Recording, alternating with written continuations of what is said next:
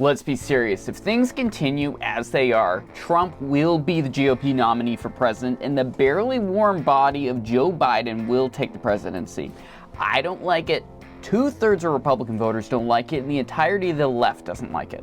Let's be realistic and dive into the reasons why our democratic process should play out in its current form. The first and most obvious reason is that Trump is a risky candidate for things outside of the race itself. He will be 78 years old on election day. The inherent age issue is just as likely to be a problem for Biden as for Trump.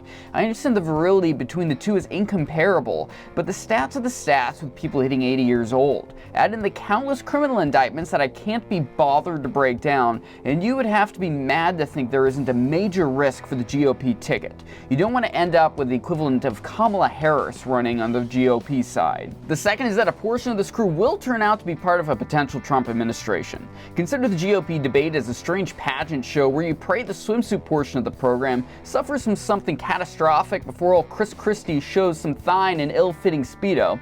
Vivek is obviously gunning for VP, Haley will go back to the hive of villainy that is the United Nations, and Burgum will set policy for eyebrow grooming. Lastly, and probably most importantly to the future of Republican politics, the people running for president this cycle will run again. It seems forgotten by many that presidential candidates will run multiple times before they get the funding and name recognition to be a major player. If I had to guess, that's why Governor Sununu held on for so long before making any announcements. Because if people get in their head that you might be a presidential material, in the next cycle they will come knocking with PAC money.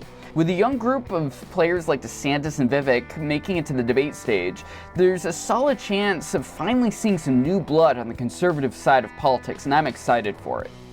If you're happy with the current state of politics in our nation, but keep your chin up, find a fun weirdo to cheer on for a few months, whether it's a young guy ripping off Obama or a local maybe you're a fan of.